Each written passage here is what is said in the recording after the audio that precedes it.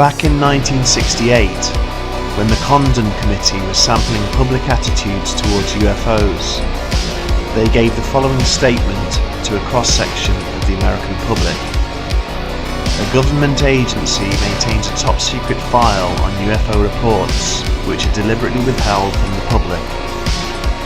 The respondents were then asked to answer true or false. A substantial majority, almost 2/3 of all people surveyed, agreed with this assertion. Amongst teenagers, the gap was even wider, with almost 75% of them believing the statement to be true. If that same survey was carried out today, it is believed that the percentage of those in agreement would be even higher. This is hardly surprising, considering that we now live in an age of free-flowing information, or misinformation, depending on who you ask, and especially since the advent of the internet, it has become almost a normality to question and make accusations against those in power. But little over half a century ago, this lack of trust in government was nowhere near as prevalent as it is today. And one could argue that it all started back in the late 1940s, in the wake of what is now known as the Roswell incident. That one event, whether or not there is any truth to it, brought into the mainstream the very notion of government conspiracies and cover-ups. Throughout the 1950s, when the concept of flying saucers and visitors from outer space was still in its infancy, UFO witnesses and investigators alike were apparently being harassed, threatened, and ordered into maintaining silence by mysterious individuals known as the Men in Black. These strange men were often described as wearing black suits with dark hats, and that they travelled around in black cars, usually of the classic American variety. At the time, it was believed that these individuals worked for a secret government organisation, tasked with suppressing any mention of UFOs or extraterrestrials within the public domain. But over the years, this assumption has evolved, and advocates of their existence now consider the possibility that these supposed government agents themselves might in fact be extraterrestrial in nature. The 1997 film of the same name made light of the MIB conspiracy, and did so to disarming comic effect. But for the people who have apparently been visited by these mysterious entities, it is no laughing matter, and what follows is but a small selection of accounts regarding such encounters. In 1952, a former US Air Force serviceman turned author and amateur ufologist by the name of Albert K. Bender set up an organisation called the International Flying Saucers Bureau to investigate and report upon strange UFO activity being witnessed all over the world at that time. The organisation was initially a success, publishing a weekly newsletter which was distributed to its small but dedicated audience of around 2,000 people worldwide. However, in early 1953, Bender suddenly and mysteriously shut down his operation and ceased all publication, leaving in the newsletter's final issue a rather ominous message. We advise those engaged in saucer work to please be very cautious. Colleagues reported his odd demeanour at the time, stating that he seemed agitated and nervous, as if someone or something had scared him out of his wits. Bender did not eat or sleep properly for weeks after he closed the bureau, and was said to have suffered with unbearable headaches during this time. When questioned about his sudden and inexplicable decision, he refused to elaborate, and maintained this silence for many years afterwards. Almost a decade later, in 1962, Bender finally explained his actions, saying that he had been visited by 3 men dressed in black, who had appeared out of thin air and warned him not to continue his work on UFOs. Some years later, in 1976, a well-known and highly respected family physician, Dr. Herbert Hopkins, was to report a very chilling encounter. Hopkins was home alone at his residence in Old Orchard Beach, Maine, on the night of the 11th of September. He was studying a UFO incident which had occurred some months prior, when the phone suddenly rang. Hopkins answered, and a man's voice was heard on the other end, identifying himself as a representative of the New Jersey UFO organization, something which later turned out to be bogus. The caller asked Hopkins if he was alone, and whether he could visit him to talk about the UFO case he was investigating. Hopkins agreed, and the man told him that he would be there shortly. The moment he hung up, Hopkins went to the front door to turn on his porch light and noticed that the man was already coming up the steps in front of his house. He recalled feeling a little unnerved by this, because even if the man had called from his neighbour's house, there was no way he could have reached the front door in the time it had taken Hopkins to walk from the phone over to the light switch. And bear in mind that this was before the advent of mobile phones. Nevertheless, he was still keen to hear what this man had to say, and upon inviting him in, Hopkins was struck by the stranger's appearance. He was a tall, skinny man who wore a dark, ill-fitting suit and had a black derby on his head.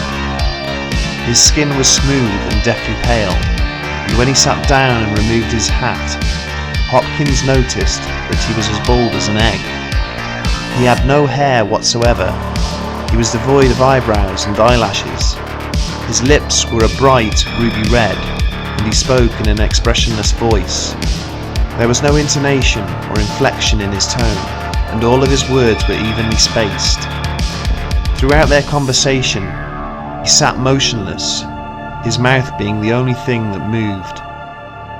As if that wasn't disturbing enough, on one of the few occasions that the stranger did move another part of his body besides his lips, he happened to wipe his mouth with the back of his hand, which left a red smear across his cheeks. It was at this point that Hopkins realised the stranger was wearing lipstick, and then further noticed that his mouth was actually a perfectly straight slit. He didn't even have a pair of lips. Hopkins became very frightened at this point, and when the visitor asked him to remove the copper coin that was sat in his pocket, he complied immediately.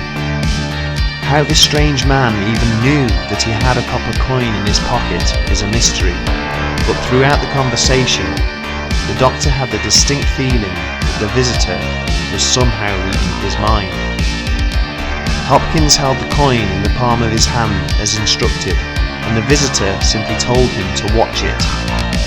As he did, it changed colour from copper to silver, then became blurry, almost as if it was going out of focus. It then disappeared, right in front of his eyes. The visitor told an utterly bewildered doctor in no uncertain terms that if he did not destroy all of the information he had collected on the UFO case, he himself would suffer the same fate as the coin. As the man spoke these last words, Hopkins stated how his speech had begun to slow down and that his words had become slurred. The strange man suddenly told him that his energy was running low and that he had to leave. The doctor showed him to the door and watched as he walked down the steps, holding onto the railing almost as if he was crippled. He then hobbled around the corner and out of sight, at which point there was a huge bright flash, and then silence. Hopkins was deeply disturbed by this experience. His family came home later that evening to find him sat in the living room staring into space, with every light in the house turned on. There have been many accounts over the last 50 or 60 years regarding men in black, and many, especially those as fantastical as the Herbert Hopkins encounter, have been met with cynicism and sometimes even outright derision from the wider community. Their existence is extremely difficult to prove, and more often than not, belief boils down to the credibility of the witness, and that is just not enough for the majority of skeptics. However, in 2012, some very interesting footage surfaced on the internet. The video was recorded 4 years earlier in 2008 and was taken from a CCTV camera situated in the lobby of a hotel near Niagara Falls in Ontario, Canada. 2 weeks prior to its recording, one of the employees at the hotel had witnessed strange UFO activity over the Niagara River in the early hours of the morning and had mentioned the incident to friends and colleagues. This resulted in an unexpected visit from 2 strange men dressed in black. The camera captured these 2 individuals entering the hotel reception, walking in exactly the same way as each other, wearing exactly the same clothes, and even appearing to look exactly the same in both facial structure and build. Witnesses reported that they were very tall and thin, and that they looked like identical twins. Hotel guests and employees alike were profoundly disturbed by their presence, not just because of their threatening behaviour, but because of their appearance in general. The descriptions given were very similar to the stranger who had visited Hopkins: tall, thin, utterly devoid of hair, and failing to exhibit any kind of emotion or facial expression. The 2 men both had identical icy blue eyes, which were described as being almost hypnotic. They never blinked once. They were said to have a determined, inquisitive nature, and once again, the people who came into contact with them reported that they felt exposed, as if their innermost thoughts were somehow being read. These strangers kept asking to speak to the young man who had witnessed the UFO activity 2 weeks earlier, but fortunately for him, he was not at work that day. When they failed in their attempts to locate him, the strange men apparently began asking staff members about other UFO sightings and conspiracy theories in general. They appeared neither satisfied nor dissatisfied with any of the answers given to them. They simply logged the information and moved on, leaving as abruptly as they had arrived, never to be seen or heard from again. This encounter is very similar in description to many other accounts recorded throughout the last 60 or 70 years, and it would seem to suggest that the men in black are not quite of this world. Other accounts, however, have been much less fanciful, with witnesses of those encounters reporting no such odd appearance or behaviour from the men who visited them. So what are we to believe?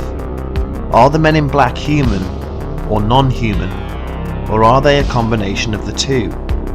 Humans and extraterrestrials working together towards the same goal? Do they even exist at all? There is very little evidence that would suggest so, and even the CCTV footage recorded at the hotel in Ontario is questionable.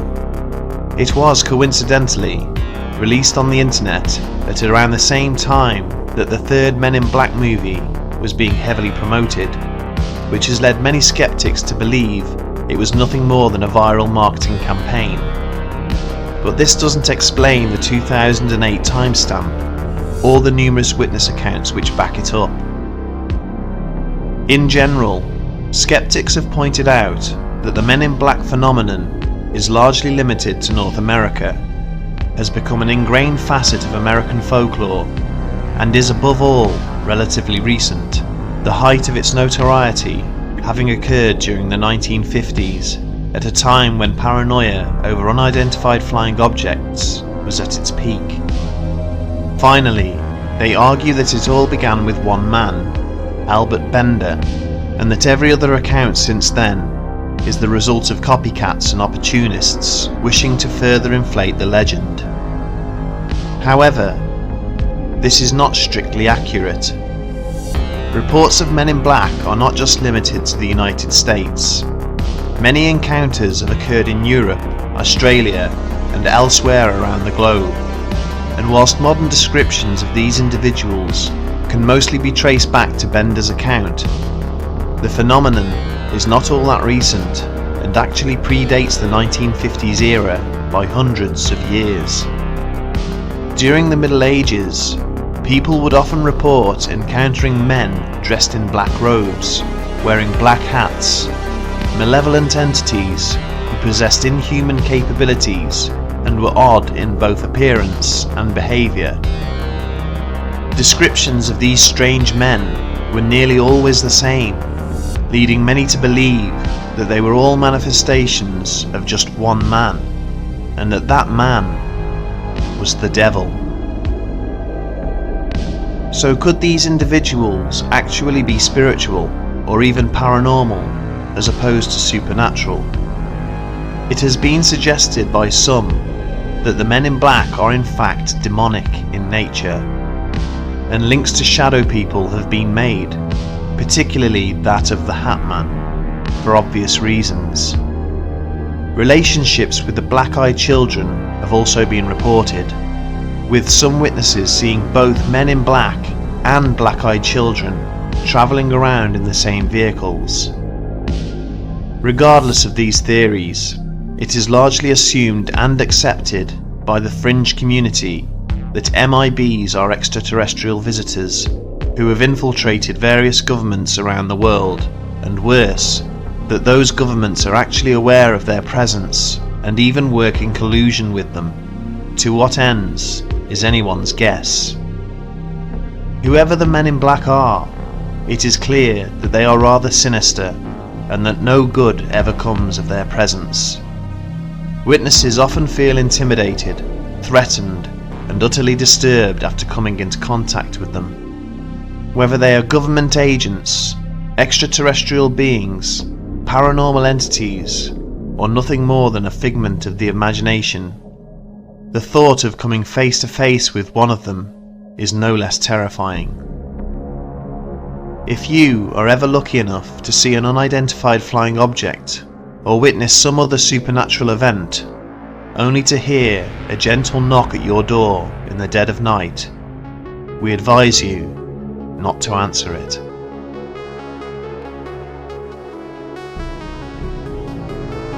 Closing all the information that it has about the UFO phenomenon.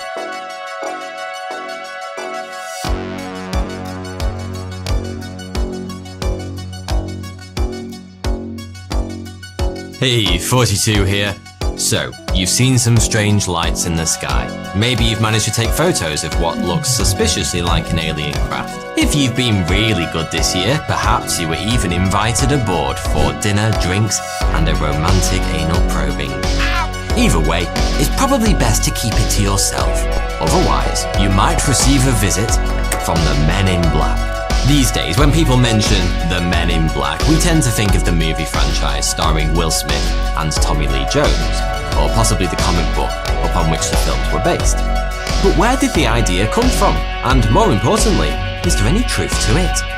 Skeptics claim the idea of Men in Black is a form of collective hysteria, born out of overactive imaginations and an overwhelming willingness to believe. And there's definitely a case for this. But perhaps it's not quite as simple as all that. You see, the real problem with the whole Men in Black theory is that it's full of facts, lies, facts that turned out to be lies, lies that turned out to be facts, and facts that turned out to be lies that later turned out to be facts again. It's all very confusing. The legend of the Men in Black starts in June 1947 with a man, a boy, and a dog. Marine scavenger Harold Dahl was out in his boat, gathering logs near Washington's Maury Island, when he saw 6 donut-shaped objects hovering directly overhead.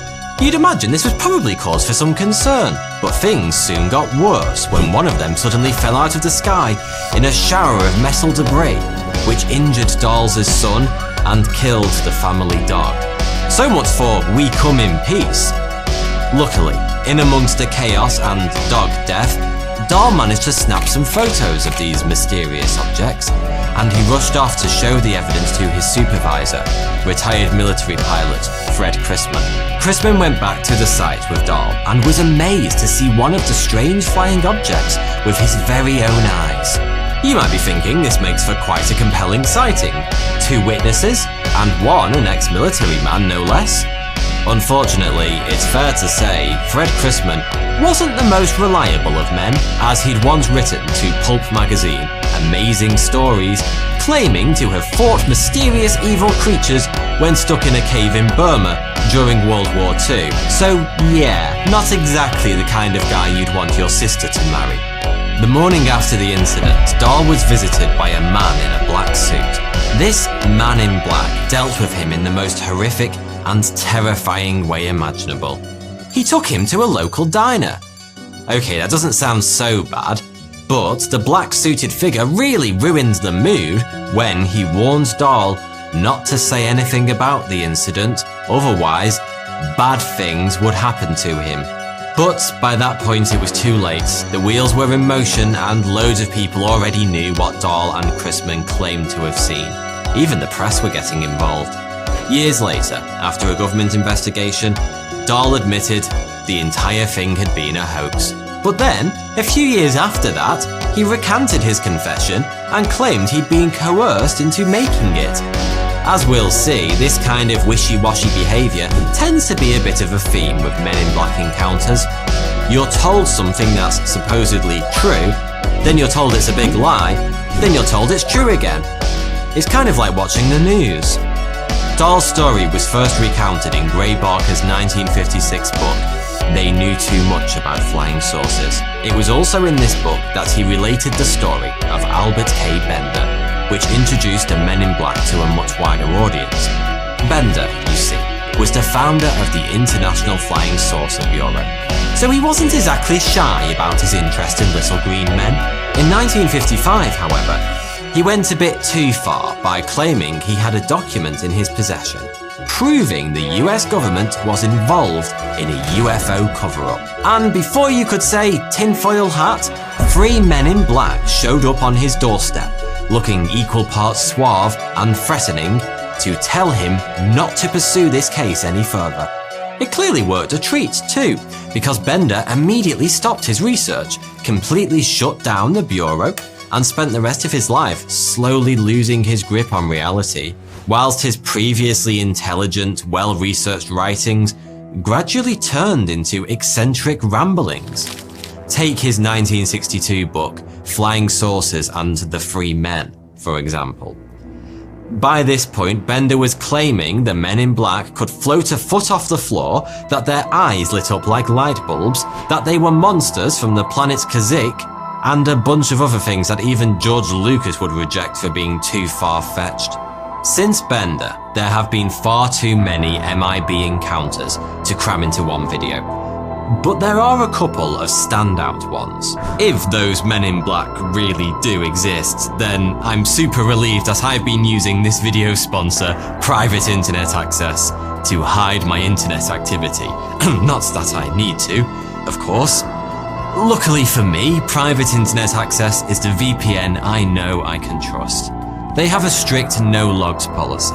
It works on any device from Windows to Mac to Android and many others. All I have to do is press this one button and boom, I'm protected.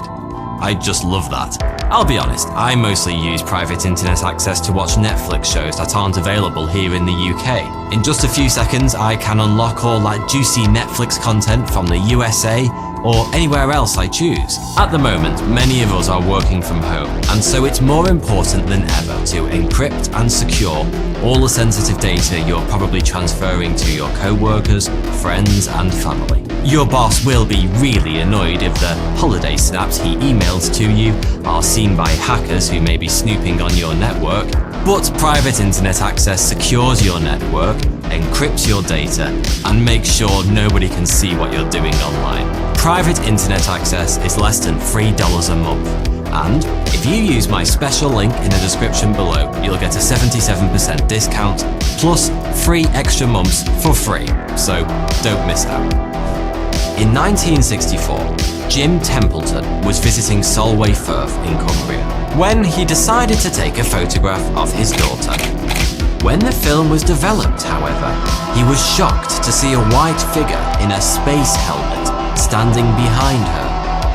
When Kodak verified the film as authentic, the story went public, and soon enough, Templeton was being visited by two gentlemen calling themselves Number 9 and Number 11.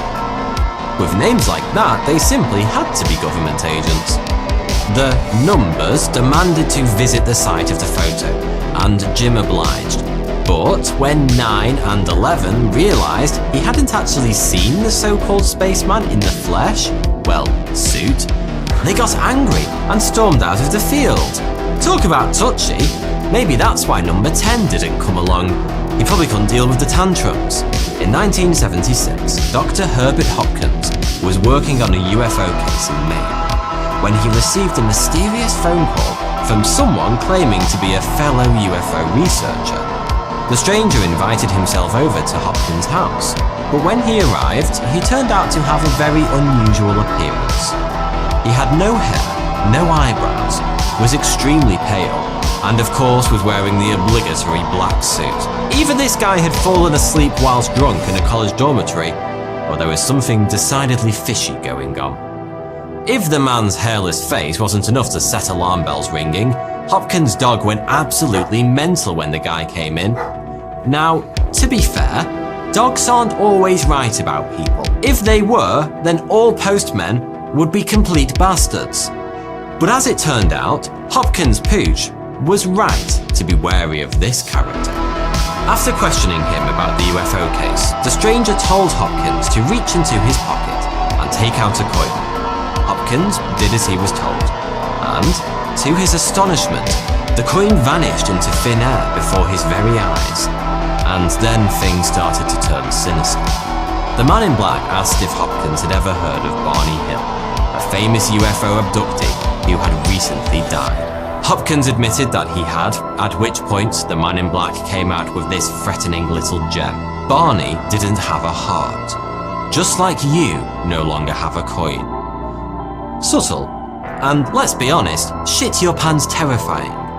Having dropped this threat bomb, the man in black gently suggested Hopkins might want to think about destroying all his research material and shutting the hell up for a decade or two. Unsurprisingly, Hopkins obliged. Most stories follow this same pattern, with the men in black arriving out of nowhere to hush up UFO sightings and research. But the real men in black may actually be doing exactly the opposite.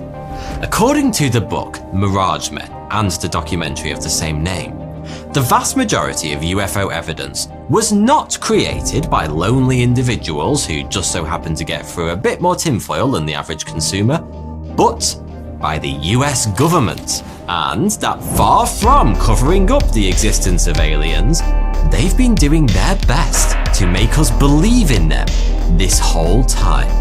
In 2013, Edward Snowden leaked thousands of classified documents from the NSA. Amongst this mountain of information was a PowerPoint presentation called The Art of Deception, containing various images and diagrams, pasted with such enigmatic phrases as "people make decisions as part of groups" and "swap the real for the false" and vice versa. Intriguing, but what did it all mean? Mirage Men offers up an explanation in the form of Richard Doty, who features heavily in the documentary. Doty was an agent for the Air Force of Special Investigations, or Air Force OSI, an organization which many ufologists believe to be the real Men in Black. Doty claims that he and his colleagues would feed false information to members of the public using the kind of techniques laid out in The Art of Deception, with the sole purpose of creating a tingle in the underpants of any budding ufologists. According to Doty, the patter went something like this: "I'm with the government. You cooperate with us, and I'm going to tell you what we really know about UFOs." You're probably wondering why the US government would bother with something so ridiculous, but the reason is actually kind of ingenious. to obscure the truth beneath a stack of lies. This was during the Cold War, and America was busy testing all sorts of different, advanced and secret technology. Tools of war they most definitely didn't want the USSR to know anything about. By using Air Force OSI agents like Doty to fan the flames of UFO sightings across the country, they made sure any strange objects glimpsed streaking through the clouds would immediately be linked with UFOs and little green men, not top-secret spy planes and communist-seeking missiles. And by the way, whilst we're wading through this swamp of conspiracy theories and exaggerations, I should make it clear that the Air Force OSI is a completely genuine federal law enforcement agency. It was set up in 1948 to investigate crimes, protect secrets, warn of threats, exploit intelligence opportunities, and operate in cyber warfare. In fact, after pilot training, the OSI remains the second most requested career choice in the Air Force for officers. This is worth mentioning and even celebrating, because in the world of Men in Black, a solid fact is a rare beast. Mind you, despite apparently being 100% legit, Doty does come across as a bit of a dodgy geezer, which probably shouldn't be a surprise considering he claims his role at the OSI was to spread misinformation and basically confuse the crap out of everyone who crossed his path. Mark Pilkington, the writer of Mirage Men, believed that some of what Doty said was true, some of it wasn't, and that some of it was a version of the truth, which, let's face it, kind of sums up the whole Men in Black phenomenon in a nutshell. To illustrate this point, Doty claims to have been a part of the Majestic 12, a secret organization founded by President Truman to recover and investigate alien aircraft. The small problem being that the Majestic 12 very probably doesn't exist, and even most dyed-in-the-wool ufologists think it to be a hoax. Doty does claim to have been involved in a case well known amongst conspiracy aficionados, that of Paul Benowitz, an electronics entrepreneur based in New Mexico. Benowitz had built his own UFO spotting equipment, and in 1979, he started picking up weird radio transmissions and spotting bright lights in the sky near his home, which he was convinced were of alien origin and absolutely categorically couldn't have been caused by anything from Earth. Oh, I think I forgot to mention, Paul lived just across the road from Kirtland Air Force Base. But yeah, I'm sure that isn't relevant. Anyway, Doty and his colleagues quickly realized Paul was seeing things he shouldn't have been, namely classified military technology. But instead of asking him to stop, they actively encouraged it. They told him they were interested in his findings, dumped fake props for him to discover, and even gave him software that helped him decode the extraterrestrial signals he was picking up. Within a few years, Paul was interpreting alien languages, spotting crashed UFOs in the hills, and even sounding the alert for a full-scale invasion. But these activities came to an abrupt halt in 1988, when Paul's family decided it was best for our planet, the aliens' planet, and the universe as a whole if they just checked him into a psychiatric hospital. Some stories, however, were too nutty even for Richard Doty. For example, he completely denied involvement in the Project Serpo papers, which is probably a good thing, because they shared a lot of plot points with Steven Spielberg's Close Encounters of the Third Kind, only with the added bonus of a cultural exchange program between human beings and the aliens of the planet Serpo. Speaking of films, many conspiracy theorists believe Hollywood's sci-fi output is specifically designed to make the truth about aliens look unbelievable to throw us off the scent, or perhaps to subliminally prepare the world for first contact. For example, the 1951 film, The Day the Earth Stood Still, featuring the appearance on Earth of a peaceful alien called Klaatu, was thought by some to be the government's way of testing the waters for real alien invaders. Far-fetched, you say? Well, maybe. But producer Daryl Zanuck had links to the CIA's Psychological Strategy Board. Writer Edmund North was ex-military. and during the making of the movie, director Robert Wise is said to have become a firm UFO believer after talking to several influential figures in Washington. And whilst we're talking UFOs and Hollywood, we really need to mention Dan Aykroyd. Yes, that Dan Aykroyd. Comedy legend, creator and star of Ghostbusters, member of the first ever cast of Saturday Night Live, and, oh yeah, complete and utter UFO obsessive. Aykroyd is basically the David Attenborough of extraterrestrial life forms. He was the celebrity face of the Mutual UFO Network, created the 2005 film Dan Aykroyd Unplugged on UFOs, and to this day still plays an active role in the UFO community. You probably thought that Coneheads and My Stepmother is an Alien were just fun comedy movies from the 80s and 90s, but to Aykroyd, they're both hard-hitting documentaries. And yes, Dan Aykroyd has his own Men in Black story to tell too. In 2002, he was busy filming a UFO-based TV show when he stepped outside to take a phone call from Britney Spears. The fact it was Britney, bitch, isn't relevant, but it's a nice little fact nugget all the same.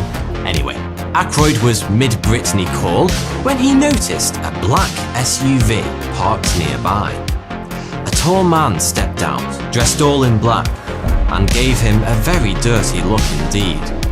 Aykroyd did a double take, but when he looked back, the car had vanished. 2 hours later, he was told his show had been cancelled, and to this day has never been given a reason why. Coincidence? I think not. Yeah, probably. But hey, I guess we'll never know for sure. Putting Dan Aykroyd's vivid imagination to one side for a moment, the Air Force OSI version of the Men in Black has been on the radar again recently, thanks to another celebrity ufologist, ex-Blink-182 singer Tom DeLonge, who is now co-founder and chairman of the To the Stars Academy. In 2017, the Academy released 2 videos to the New York Times, Go Fast and Gimbal, both of which featured UFOs that were recorded by Navy aircraft. And to the orgasmic satisfaction of UFO nuts everywhere, the OSI confirmed the videos were genuine, and that they had no explanation for the unidentified aerial phenomena they showed. So is the Air Force of Special Investigations Unit the truth behind the fiction of the Men in Black? Perhaps, but it's fair to say the far more enigmatic versions we've covered today will stick around in the public consciousness for a good while yet. After all, the OSI doesn't have its own theme song, or action figures, or even an animated TV series. Well, not yet, anyway. But at least we know they definitely exist, so that's something. Thanks for... Sorry, I have to take this. Hello? Yes, this is Aaron speaking. Calling from where? Oh, I see. I've told them too much. I have to? Really? Well, if there's no other option. Sorry everyone, it's out of my hands. What did they ask you? What? What did they ask you? Why did...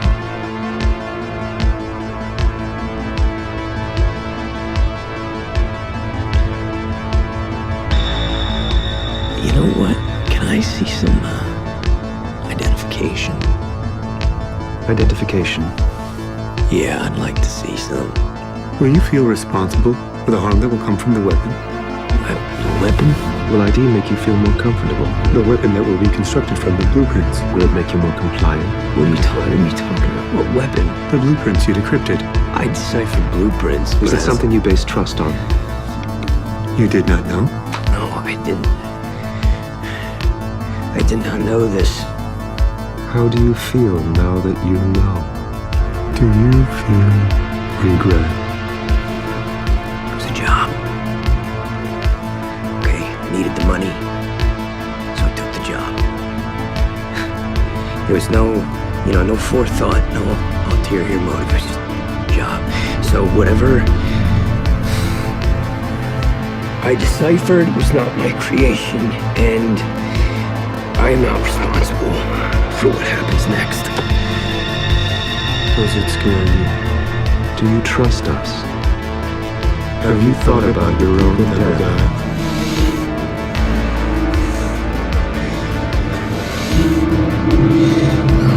Alright, you guys. You gotta go.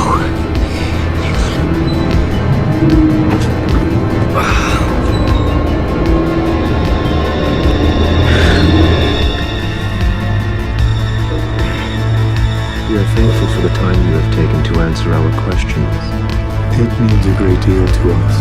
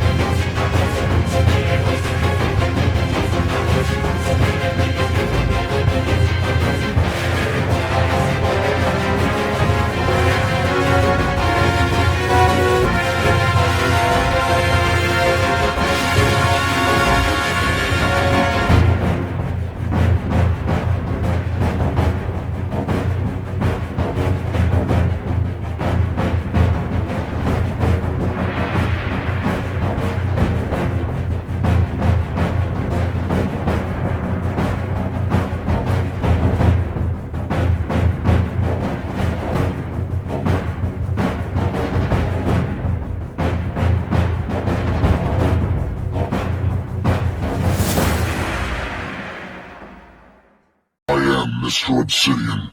Prepare yourself for the Man of Black.